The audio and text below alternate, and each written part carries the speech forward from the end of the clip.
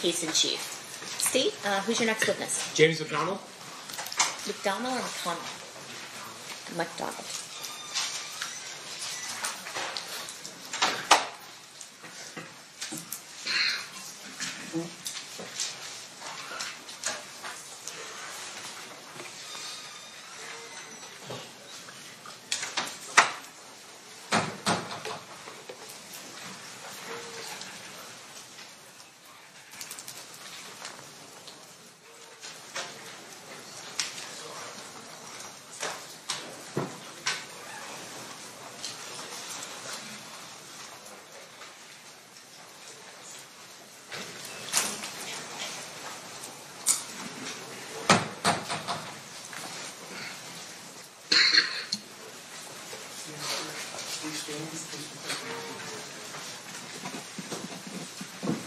You do solemnly swear the testimony you're about to give in this action shall be the truth, the whole truth, and nothing but the truth, so help you God? Yes. You may be seated.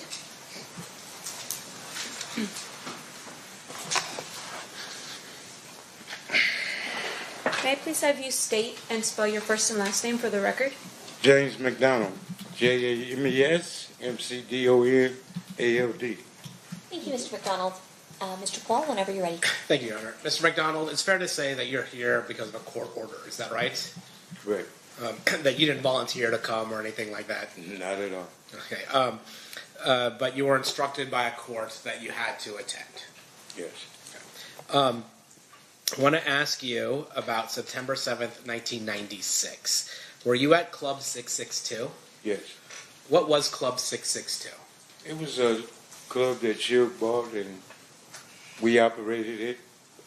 When he opened, I was head of security through the neighborhood. Just a place to go and hang out. Did the number 662 mean anything? Well, to the new guys, that was part of our neighborhood, 662, Okay. MOB. Okay, MOB. And when you say MOB, there used to be, before Apple iPhones and those types of things, when you had to have landlines and you pressed numbers, 662, there would be letters under those numbers, and M and O would be under 6. Is that right? Right. And B would be under 2? Yes. So 662 would be MOB. Yes. Okay. When you talk about Suge, are you talking about Suge Knight? Yes, sir. How did you know Suge? He lived in my neighborhood. And is that in Compton? Yes. When you were at Club 662, you said you were head of security. Yes. Was somebody by the name of Reggie Wright Jr. there with you? Not at that time. No? No. When was he with you? I got out of prison in 1988. Suge came and got me in 1988. Like 4 days from coming home. Started another company, Fernhill Records. Then Death Row Records came. Soon as Death Row was launched, Reggie came a few months after that. Okay, so we're talking about the start of Death Row Records. Reggie wasn't part of Death Row Records initially, but you were. Yes. And then Suge Knight, was he the boss of Death Row Records? Yes. Okay. Was Suge from the same neighborhood? From the mob? Yeah. I wouldn't say Suge was. He was guilty by association. Okay. He wasn't from the neighborhood. He lived in the neighborhood. We looked at him as somebody from the neighborhood. When he started Death Row and started to recruit us, then yes, he's from the hood. So I guess there's a difference between living on a certain street versus being from the hood. Yeah. And how would you describe that difference? I look at it, you have three different type of friends in the neighborhood. You got gang members, you got gang bangers, and you got men that just guilty by association from living in that area. Okay. And can you tell me what the difference between a gang member and a gangbanger is? A gang member hangs out. A gangbanger handles his business, put in work, do what the gang do. And what was your role with Death Row? I was the guy that if something happened, Suge would have you take care of that. Like Snoop Dogg Trial, there was issues up there. I was sent up there to make sure those problems didn't happen again. And are those problems, and I'm not asking you to get into specifics, but are those problems meaning issues with other people who might be gangbanging or might be trying to threaten folks? That type of thing? Correct, yes. And you are somebody that Suge relied on to be able to protect his roster of music artists and other things like that. Correct. And after you were asked to help out with Snoop, did Snoop have any other problems? No, we didn't have one issue at court. Now, I'm going to ask you, fast forward a little bit, to, were you familiar with the Southside Compton Crips? Yes. Would you say they were somebody you were in alliance with or a rivalry with? Right. Okay. And would sometimes that rivalry get violent? Anytime you're dealing with the gang life, it's going to be violent at any given time. Are you familiar with somebody by the name that went by the name of Tupac Shakur? Yes. How are you familiar with Tupac? He was assigned to death row. And when he was signed with Death Row, would he also hang out with you guys?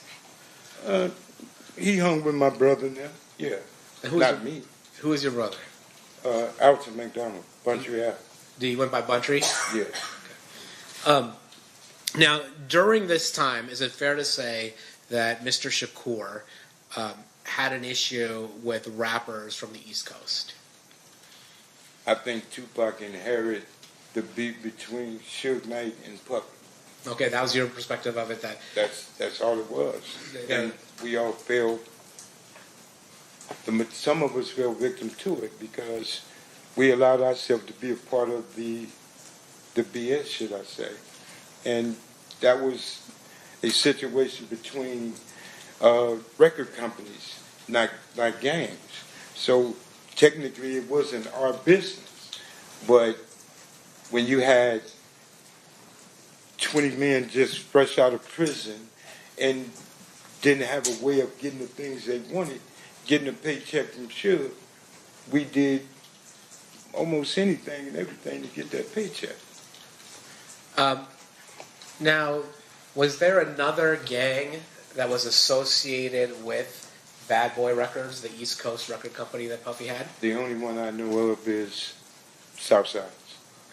And did that escalate the tension between Mob Piru and Southside?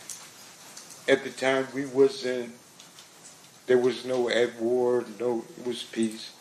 And when the two record companies got into it, Bad Boy went to Keefe D now, and Suge came to us.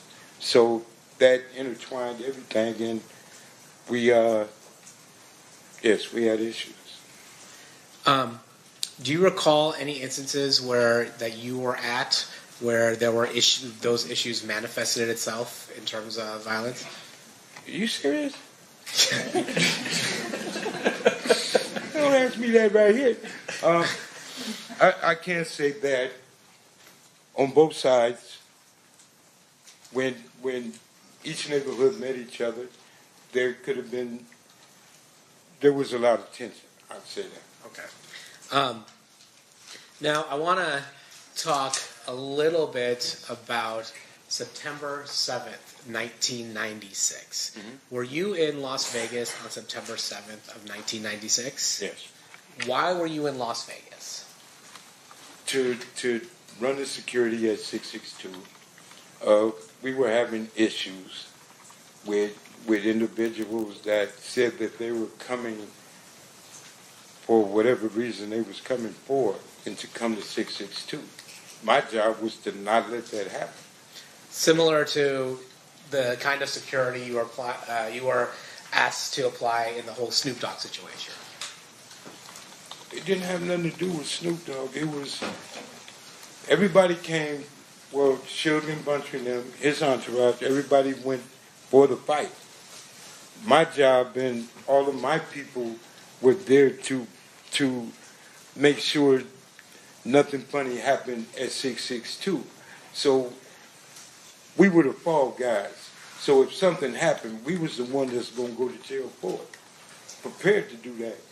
So nobody else was going to come up there and disrupt it in that manner. But if anybody remember that night, it was so many Metro and everybody there. No, neither side could have did anything. So it was calm, it was peaceful. So when you say there's so much Metro there, you're talking about so much Metro at Club 662? It was police all over the place. Now you said you were there to be on the lookout for something. What were you? You said I was on the lookout for nothing. I apologize. You were there. You were there in order to ensure there weren't any problems. Is that fair? To make sure everything was good. And because you had heard there might be some issues. Correct. And what were the issues that you were concerned about? Individuals coming up there creating an issue we was having with different sides of from with Crips, period. Yeah. So you were worried about Crips. Not worried. I'm sorry. You were there providing security to ensure that Crips did not initiate any violence at Club 660. Not just Crips, that nothing would happen. Okay. Period. Okay. And then when you were there, was Reggie Wright Jr. with you that night at September 7th, 1996 at Club 662? Yes. What was Reggie doing there? Reggie's job was to watch me and make sure I don't get in trouble. Everybody knew how I was. So Reggie, everybody else went to the fights. Reggie was there to watch me with the people that was there. Okay. And I'm guessing that you were not the only person there making sure there wasn't any problems at Club 662. I'm positive it was 30, 40 Pyrus there. And again, that was to make sure that there wasn't any violence that occurred at Club 662. Right. When at some point that night, do you learn that Tupac or Suge had been shot? That night, yes. Can you tell me how you learned about that? Well, people was coming back and was explaining that Tupac and Suge just got shot. Everybody was in a uproar. A lot of people started leaving, trying to get over there on Cobalt. We couldn't leave because we didn't pay to do this here. It wasn't too long after people started coming back, like Marion came back and went to the hospital. The majority of the people was leaving and then coming back because that night they said Tupac was going to be all right. And even Suge came back with a little bandage on his head. And we thought everything was good. People kept partying. So, and when Suge came back, you said he had a bandage on his head, but the dude said he got shot, but he was grazed, a little scar, but nothing penetrated. Some people would describe being shot in the head even slightly. He described it as that. I mean, Yeah. you're wrong. All right. So when you find out, well, let me ask you this: was Reggie with you when you found out that Tupac and Suge were shot? Yes. And did it appear to you in any way that Reggie Wright Jr. was coordinating the murder of Tupac Shakur? Impossible. I mean, and I say this because you're aware that there have been some conspiracy theories that Reggie Wright Jr. is responsible for the murder of Tupac. And it's so not true. His father was implicated, and his father had something to do with it. Reggie Wright used to be a police officer. And here again, I've been knowing Reggie Wright over 50 years. His daddy, as a police officer, patrolling my neighborhood. He done took me to jail many times when I messed up. If Reggie killed Tupac, then death row is over with. Tupac was the money source. Tupac was that guy at death row. So Reggie would have had a problem if he would have did that. And Suge, I truly believe Suge would have opened his mouth if Reggie betrayed him like that. So people say what they want to say. After that night, do you stick around in Las Vegas or do you go back to Compton? Well, I stayed in Vegas and we left that morning because we knew we was going to have neighborhood issues, and everybody left and went back to Compton. Why were you thinking you might have neighborhood issues? Well, you asking me some.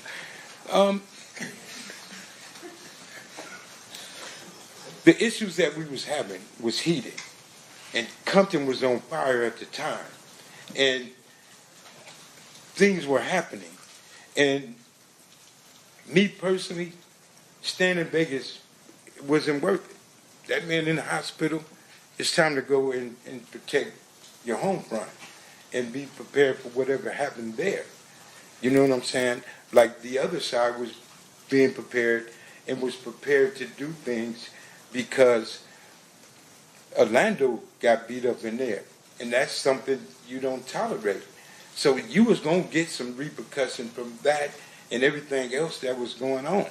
So living this life, you got to be ready. If you not, you might as well just lay down. Now, you weren't there for the beating of Orlando Anderson at the MGM, were you? No, I was. Yeah, like we talked earlier, you were at 662. Yeah. But are you aware of why Orlando was targeted?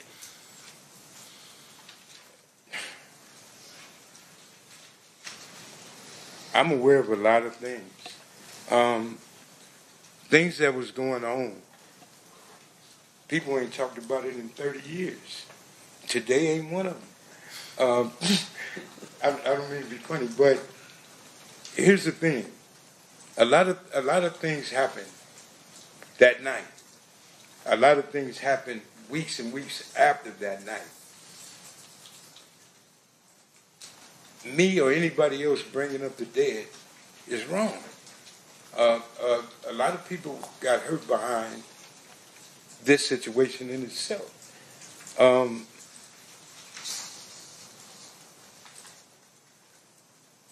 Living the life and how we lived in Compton is one thing.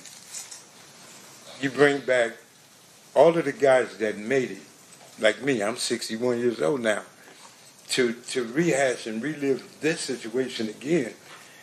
I told every attorney in here that tried to get me to come here, you better treat me as a hostile witness. And I think that's where I'm about to go now, because you're asking me questions. I can't answer those questions. Okay, well, let me ask you this. Then I'm not going to speak on Orlando. Let me ask you something about yourself. There was a rumor that Tupac had knocked you out one time. I'd have killed him. That would have been your response if that happened. Yeah, I'm being honest with you and everybody else. I said it on my podcast show. Him, Suge, and my brother. I'd have shot all three of them if he touched me. Okay. That's how I was living. Why is that? That's what I was back then. And so, is it fair to say that your reputation and your standing in the neighborhood would require you to do something if you're going to get punked by somebody like Tupac? You don't have a choice, or you can't be there. I'm sorry. We're doing some side talking. Oh, my bad. No, that's my fault. I asked, that being in the life that you were, if somebody like Tupac is punking you, like by punching you in the face or something like that, you would have to retaliate, or you would lose your place in the neighborhood. You would have to go back home and fight everybody that called you a punk. You would have to go. There's some rules that you roll with, and some rules you just got to handle. Certain things need to be dealt with, adjusted, living that life.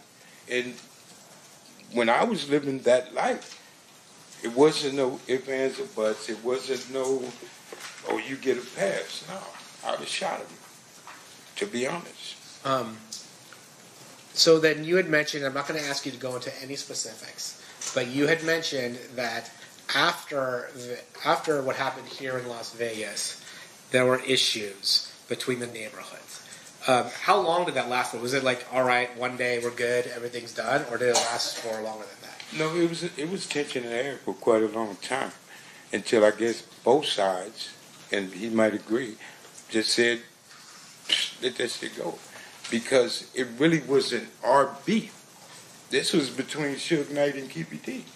And people put themselves in situations, like myself. I'm guilty as everybody else. Like myself, I put myself in a situation to protect something and somebody that didn't have nothing to do with me. I did it for a paycheck. I did it on some just because. I'm older now. I get it. But we did things for all the wrong reasons at that time, in them days.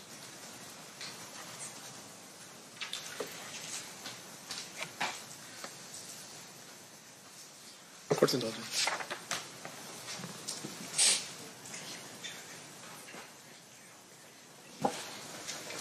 Your Honor, state will pass a witness. Okay. Cross-examination, Mr. Sanft. Sir, have you ever met me? Excuse me? Have you ever met me before? No. Have you ever spoken to the district attorneys prior to your testimony here today? Once.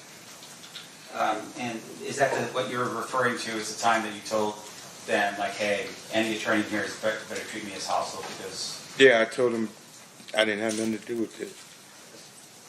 Now, a couple questions for you, sir. This is more for clarification. So on the night of the murder, you were working as the head of security for 662. Yes. Explain for us a little bit about the club. Was that Suge's club or was it somebody else's club? Sure, to my understanding. Okay. And when you were there as head of security, were you there, had you worked there as head of security prior to this particular night? We did an event there once before. Yeah, same thing. Okay. And on this particular night, was this an event like some type of fundraiser or something for police officers or anything like that? Do you recall what the event was for? We wouldn't have been there. Okay. No. What was the reason for the event? It was Mike Tyson fight. Tyson was coming back. Tupac was supposed to perform like other people, and we was there for that. Okay. Can you describe for us how big the club is so that we can... 30 years ago, a little bit bigger than this room. So it's relatively, it's not like a two-story. It's No, not, it's you know. small. All right. And in terms of the club itself, you were there and you were sharing with us that there were other people that were there. Yes. Law enforcement as well as I don't know, people from your side of town. Oh, law enforcement was outside. The Metro would say, "Why y'all putting words in my mouth?" Sure. They were outside. Right. We were on the inside. Wasn't no law enforcement mingling with us. So, as far as you know, law enforcement wasn't hired by Reggie Wright to provide additional security? No, at this was Club Metro 662? posted up all over the place. And so they were there specifically just to, harass or just send a warning or what? No, they were there. Like when you have events in Las Vegas, everybody knows. You're going to see Metro here, every block. Yeah. They was posted up, which they do all the time. But you're telling me that as head of security, you do not know or you don't believe that Reggie Wright hired the Metro officers to come I in? know for a fact he didn't hire the Metro Police. Okay. Do you know how many people were on the payroll that night from your security team? Well, y'all do paperwork different than we did. Our paperwork was getting cash money. Our paperwork was what they call under the table. We had at least 30, 40 of my homeboys there. Reggie Wright Jr. and his security, his company, the people who work for him, didn't have nothing to do with what Suge paid us for working. So that was two different entities, Reggie and Suge. The homies was there for Suge Knight. Reggie Wright hired his company to watch over Suge Knight people. Right. So his security did like the right thing. My security did what they ain't gonna do. You get what I'm saying? I get it. The police gonna walk you out of there. Mm-hmm. We gonna drag you out of there. So it was a difference, but not on the same paper. Sure. And once again, the intent was to protect 662, right? To protect the club, protect the patrons that were going to go there, that kind of thing. Yeah. Okay. Now, in terms of your knowledge of what happened on that night, fair to say you weren't present when the shots had rung out. No, I wasn't there. Okay. And your testimony is that you had heard from other people initially that, hey, Tupac had been shot. Yes. And you had thought maybe other people were maybe relieved, thinking like, okay, it's not that big of a deal. He's gonna be okay. That's what came back to 662. People that went to the scene, and everybody said Tupac was talking. So everybody came back to the club saying he's gonna be all right. So people just went back to, me. Right. Now, in terms of the that night, you go back to Compton. You live in Compton. Yes. You still live in Compton? No.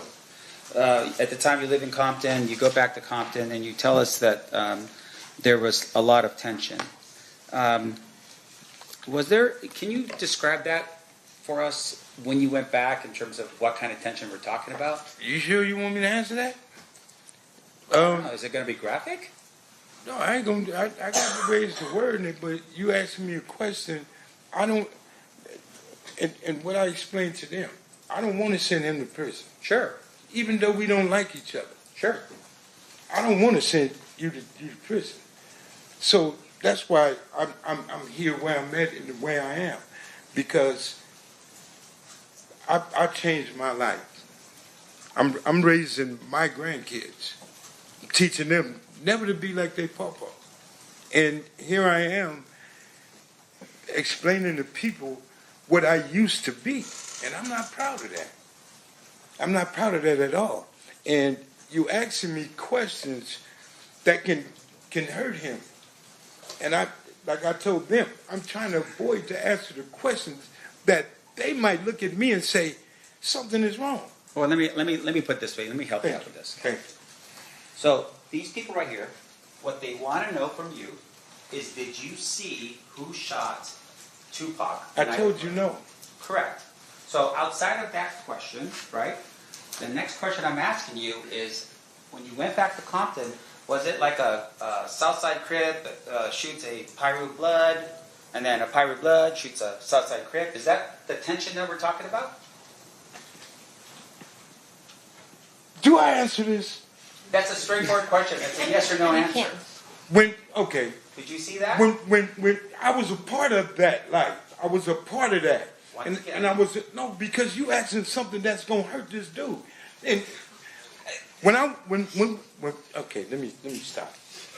And once again, I want to emphasize. When we got back to Compton, Okay. it was a gang war. People were getting hurt.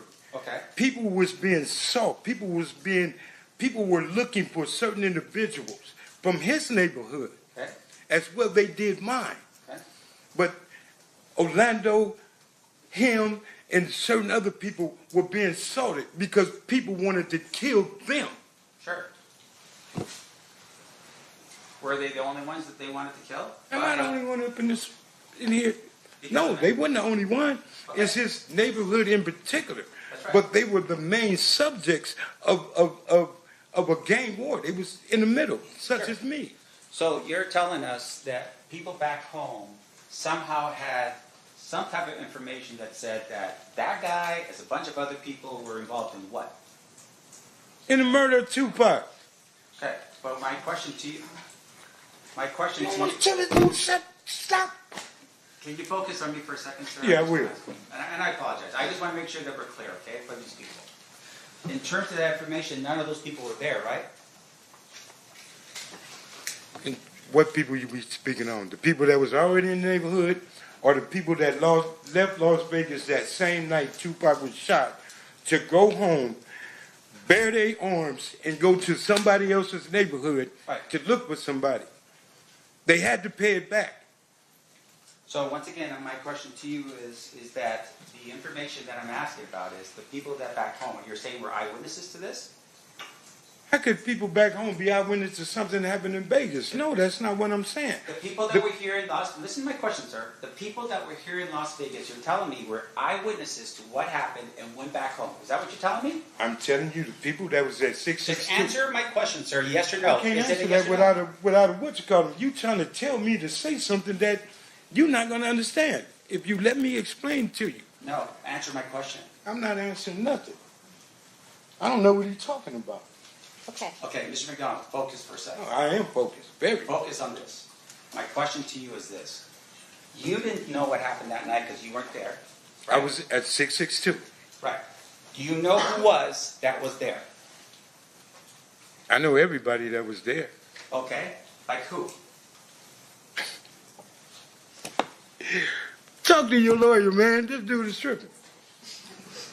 I'm not going to explain that. I can't answer that. Okay, let me ask you this next question then.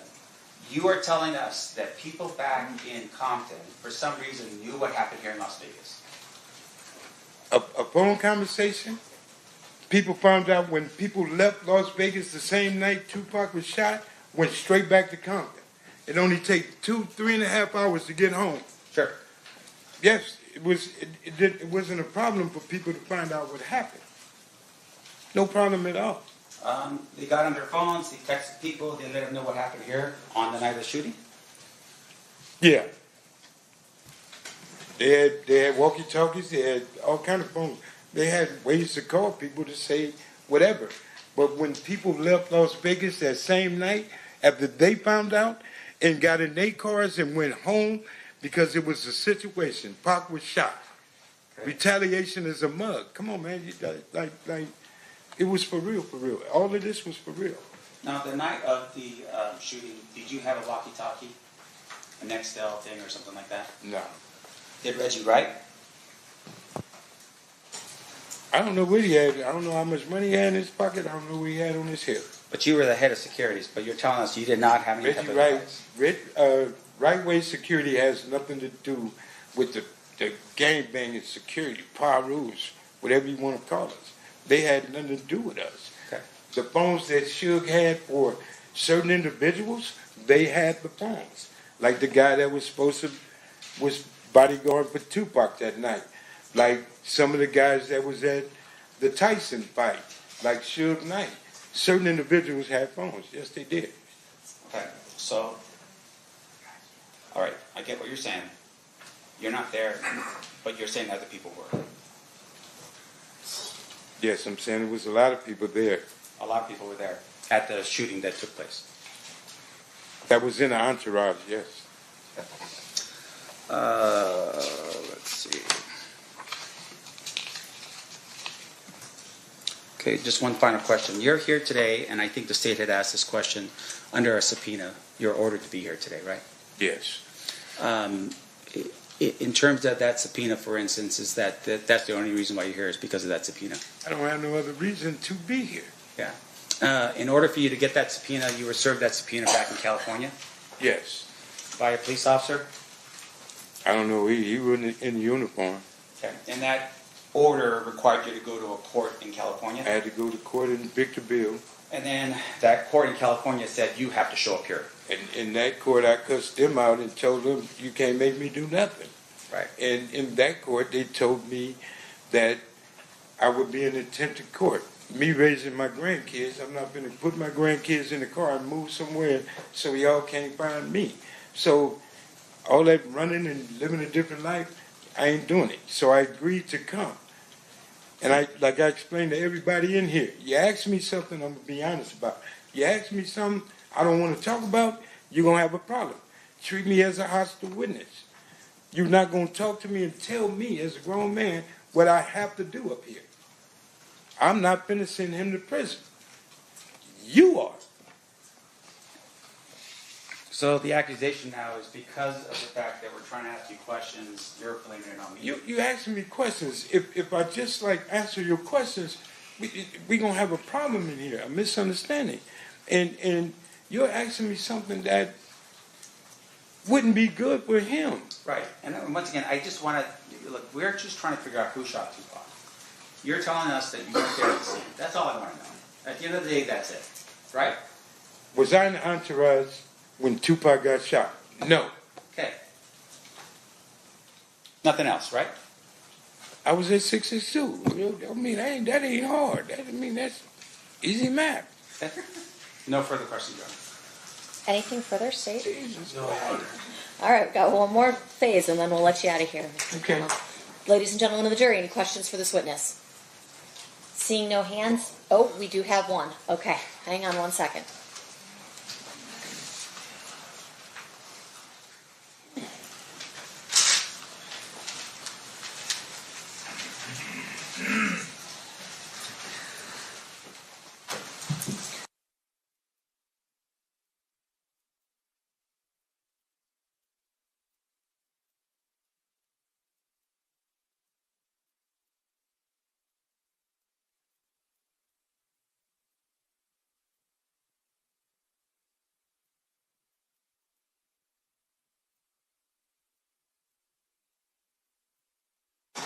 All right, I have a question for you from one of our jurors, if you can answer it. Did Reggie Wright Jr. instruct security to not have firearms the night of the fight? To be honest, I don't know if Reggie Wright told his people, all the police officers, not to have guns, and I don't know why. He sure didn't tell us because we had ours. And that's the honest truth. All right. Any follow-up based on that, State? No, Your Honor. Defense? I just want to clarify what the witnesses said. You're telling us that you had guns that night. Yeah. I just want to know. But you had guns that night, right? Yes, we did. All right, thank you. All right, I know you didn't want to be here, but thank you for coming down. Okay, can I say something? I want to apologize to everybody, but I find this kind of funny. And truthfully, what you're going through, brother, is what you're going through. I didn't want to be a part of that, and I'm not a part of that. So I appreciate everything, and I apologize to all of you guys. Okay, thank you, Mr. McDonald. You are free to go.